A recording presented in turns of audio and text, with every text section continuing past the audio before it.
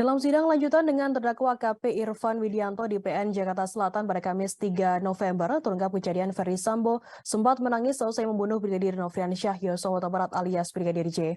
Hal itu diungkapkan oleh ex-Kasat Reskrim Polres Metro Jakarta Selatan AKBP Ridwan Soplanit saat bersaksi. Saat itu Ridwan Soplanit menyatakan bahwa Ferdy Sambo menelpon sopir pribadinya sekira pukul 17:35 waktu Indonesia Barat pada 8 Juli 2022. Selanjutnya, sopir pribadinya mengatakan kepada dirinya harus menghadap Ferdy Sambo di rumah dinas. Ridwan kemudian langsung menuju ke rumah di Duren 3 Jaksel untuk menghadap Sambo.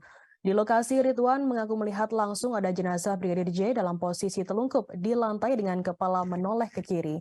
Jenazah tergeletak di bawah tangga. Ia juga melihat adanya retakan cermin, lubang bekas tembakan di dinding dekat tangga, kemudian selongsong peluru dan satu senjata api.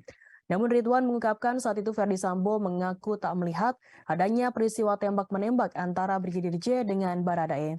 Kepada Ridwan, Ferdy Sambo kala itu menunjuk ke arah pintu kamar lalu menyebut istrinya Putri Chandrawati dilecehkan di kamar tersebut.